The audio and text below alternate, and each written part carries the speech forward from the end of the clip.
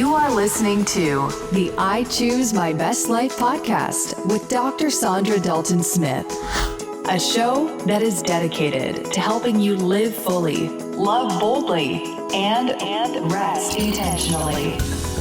For additional resources, visit ichoosemybestlife.com.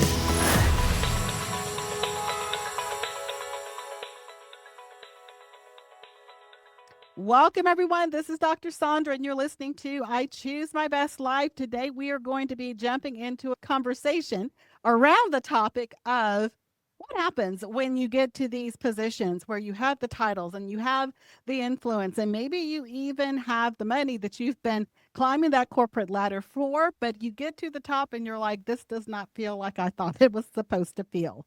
That's what we're going to dive a little bit deeper into. How do we get back to getting in alignment with really what our God's best is for us and live lives that are coming from a place of truth and authenticity and that feel like we are where God intends us to be and not out of alignment with his best. And I have joining me today Dr. Eboni Truss, and she's going to help us dive deeper into this conversation of breaking free from performance and really going deeper into authenticity over achievement. Dr. Eboni, thank you so much for joining me. I want to really begin. One of the things I wanted to have you on, you made this statement that I just love, and you were talking about the golden cage. How when you have this life that's so polished and it just looks like so successful and everybody's looking, wow, she has it all together.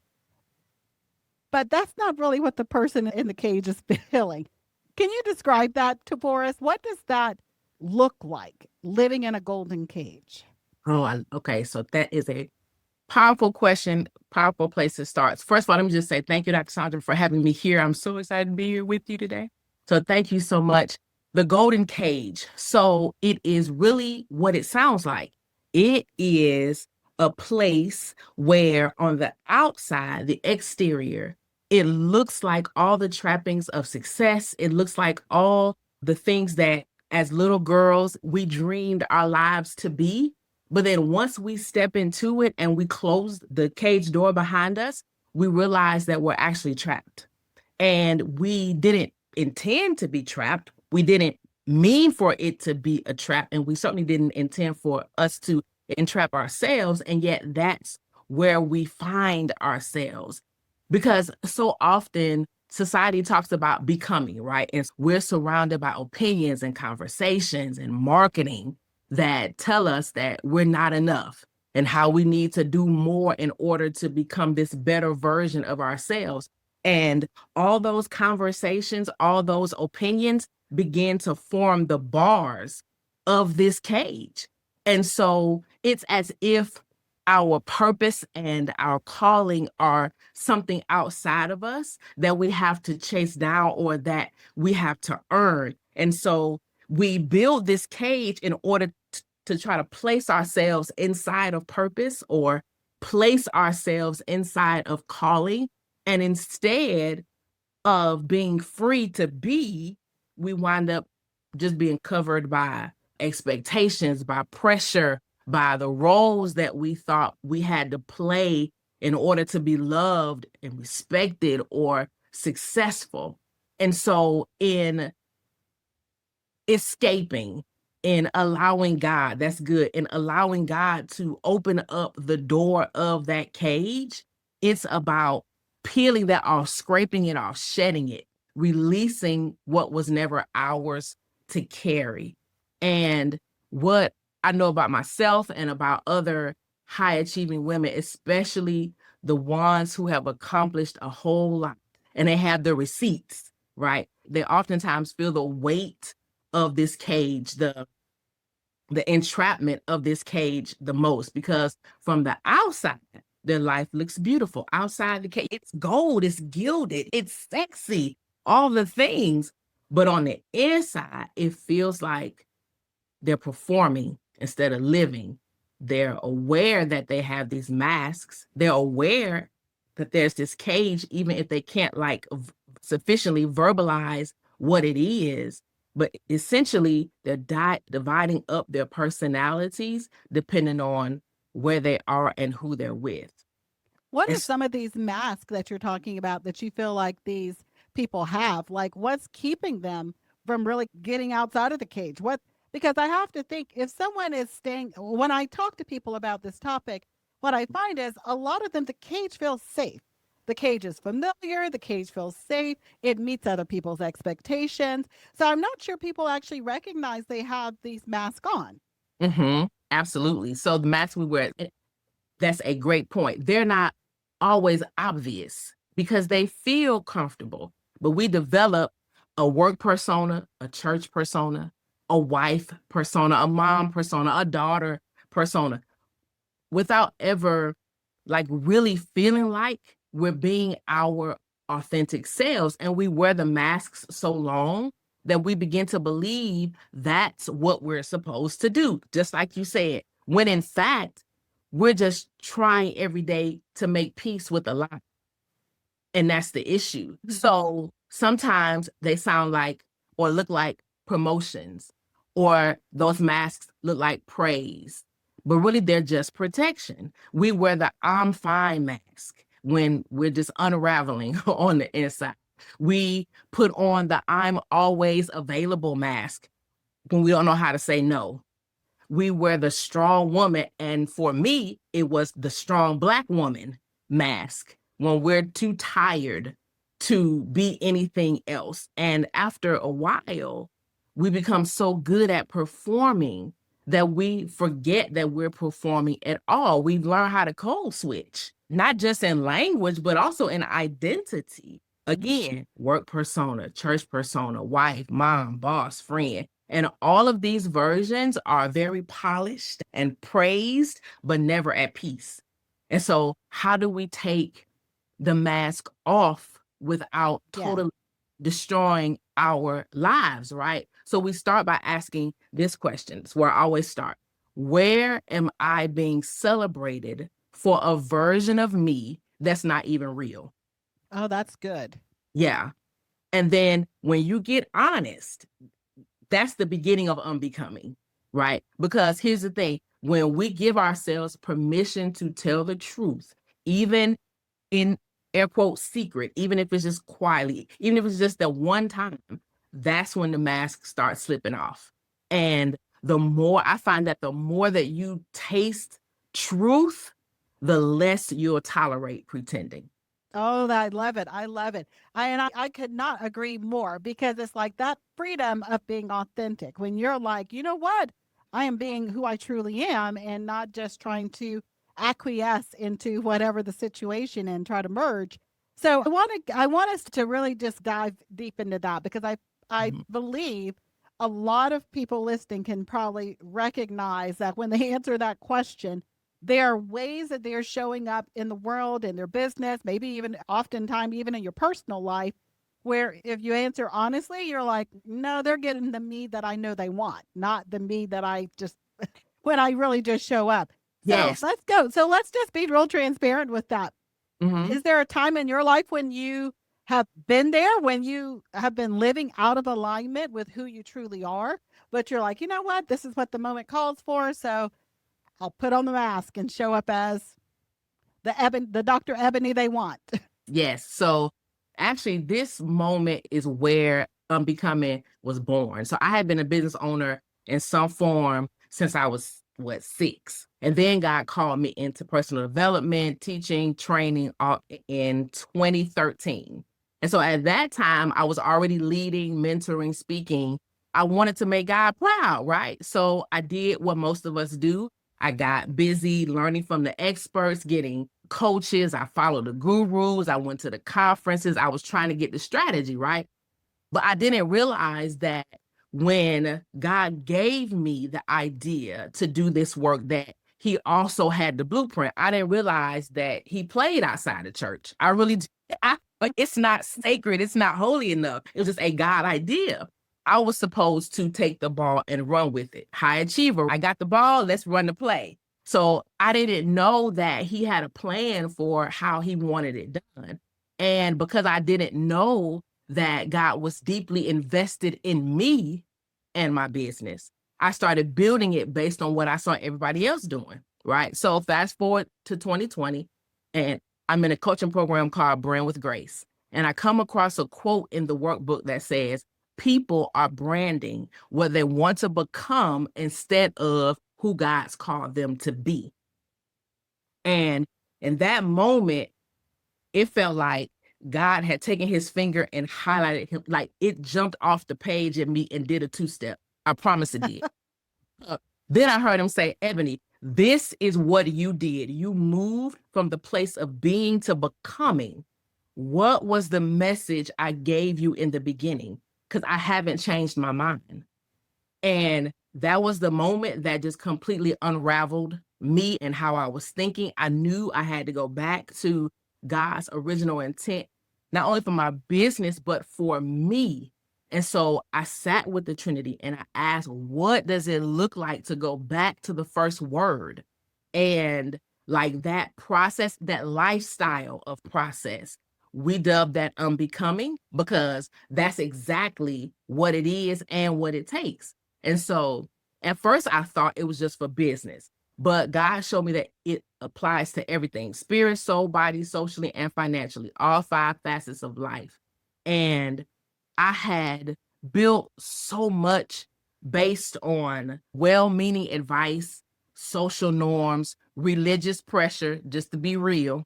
And unbecoming became the invitation from heaven to lay it all down and start over again, but not from scratch, from the place of truth, the truth of who God's called me to be.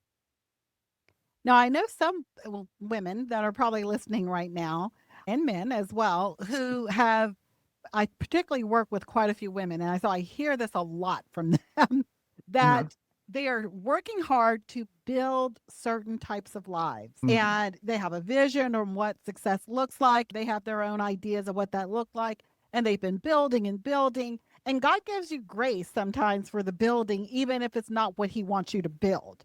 You can even see success sometimes in places that are not what God wanted you to build. Absolutely. But you get to that point where you're like, I built this thing and I see success and I see blessing, and it might even be blessing other people, but then you have no grace for it. It's like you have no joy, no satisfaction. What do you do then? What do you do when you build something that looks good and maybe even is blessing people, but you don't feel aligned with it anymore? Where do you go from there? What's the next step? Oh my goodness. Okay, so that's a good one. And I've actually lived this one too.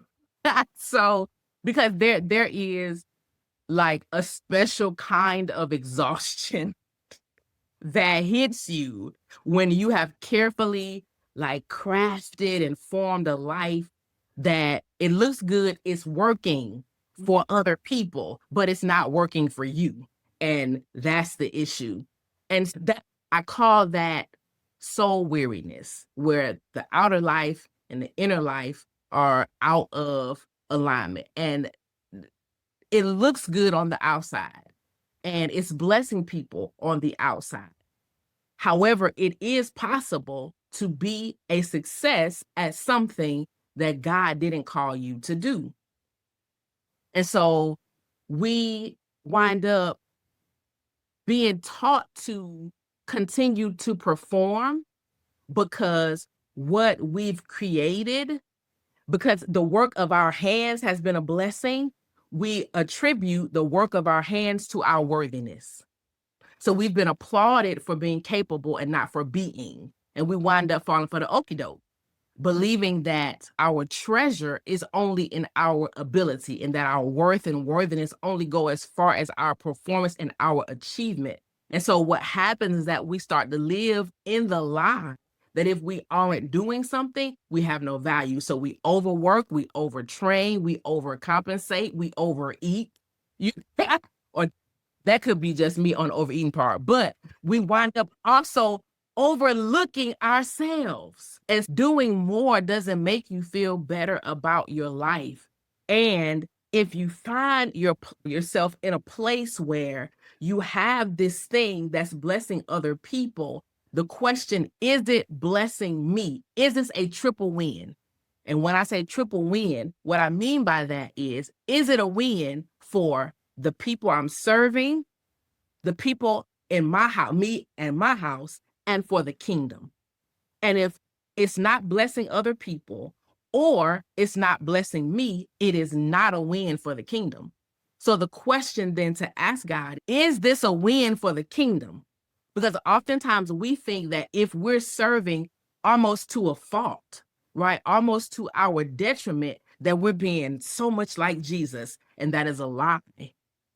It is our Father's intention for us to be blessed as much as the people we get to serve are blessed.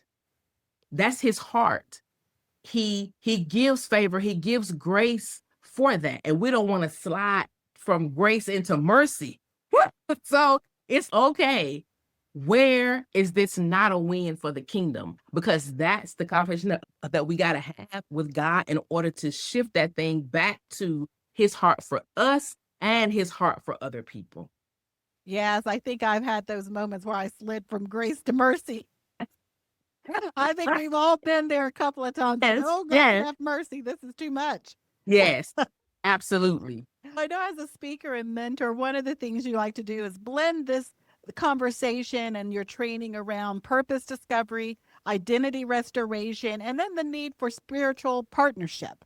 And so I know we don't have much time left, but I would love to at least tap into a couple of those concepts, specifically as it relates to identity restoration. What are you seeing as you're working with clients as it relates to identity? By and large, Dr. Saundra, it is people living out other people's dream for them instead of God's dream for them. It's okay. I have all the accoutrements, if you will, of this beautiful life. And in some instances, this beautiful Christian life, right? And so oftentimes, like how I described earlier, we know that, okay, God has an assignment for us and it looks like this. And so we're like, okay, we're going to run after this assignment. We're going to dive head first, but we think that comes sans God. It's okay. Again, us high achievers, right? So God gave me this. I'm going to go do it. I'm going to run after it. People, I'm called to serve people and people need me. And so I'm going to go serve people. And so we become all of these different personas to live up to other people's expectation of us and to also live up to what we think God's expectation of us is. When really the goal and the opportunity is for us to circle back around and have a conversation with the Trinity such that when we launch out, we say, it's not I'm going out here to do anything. We are going out here, myself, the Trinity, all my angelic help. I got the full backing of heaven. And I walk that way, I talk that way because I'm having conversations with God about who he is and who he's called me to be, instead of having conversations with other people as to who they think I need to be or who they want me to be in order to satisfy whatever they have going on. So ultimately, what I find is that people are their hearts are so good. My clients and stuff, their hearts are so big for people and so excited like about what they get to do. They're so busy serving that they wind up killing who God's called them to be, their authentic selves, in the name of service, whatever that looks like for them. And that is not God's heart for us at all. I think God, one thing that I noticed for myself when I was in this process and really in the middle of the mercy part of this process, Yes. is that God does give us a holy unrest. It's like you recognize something ain't right here. Yes. And you're like, I know. And I used to say this all the time in my prayer, God, I know there's more. And I almost was afraid to say, I know there's more, because I was like, I'm exhausted. I can't take no more. So the more became even like part of the pushback is, I know there's more. I feel there's more, but I'm tired. I don't really want more. What would you say to this person who's in that tug of war where they have that holy unrest and they're like, God, I know this is not it. There's something else you have going on. What would you say to that person? first I gotta say, if that's, you're absolutely not crazy. Like it's not, you aren't behind. You are just at a crossroads. And this crossroads, as you've heard from me and Dr. Saundra, is not the end of your story. I feel like it's an invitation to a new chapter. I believe that holy unrest is often an invitation to a holy pause because there's uncertainty there. It's God's way of saying, I'm ready to do something new in you, but I need you to stop repeating over and over again what doesn't fit. I need for you to stop repeating what's not in my heart for you. So if you're feeling stuck right now, here is my encouragement. You don't need a 5-year plan. You don't feel like you just need one honest moment. Start there.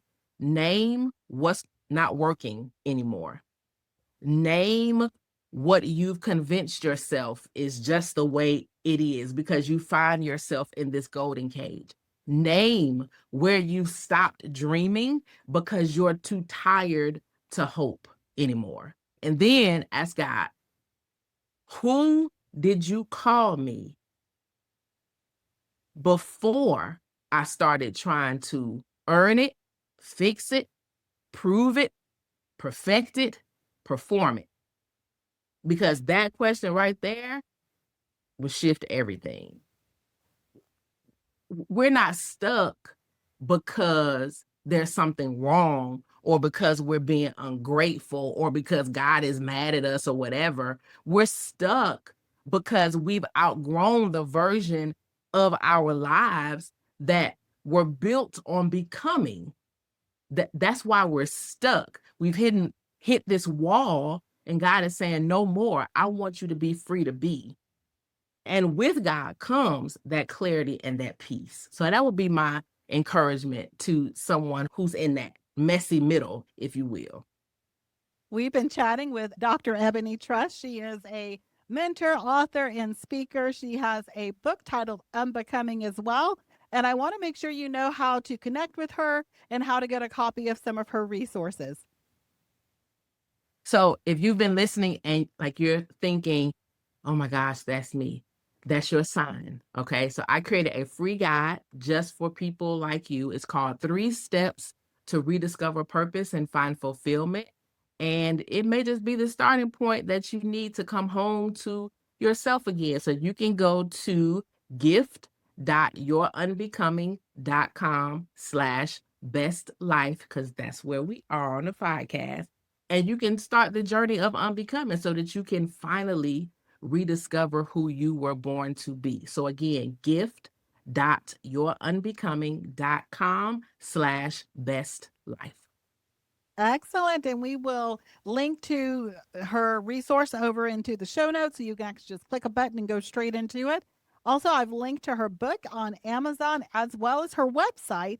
So you'll be able to connect with her. And as I mentioned, she is a speaker. As you can see, she's an excellent speaker. So if you're looking for someone for an upcoming event, leadership event, women's event, she is available for that as well. So Dr. Truss, thank you so much for joining me today. Thank you, Dr. Saundra. It has been a pleasure. Thank you. Mwah.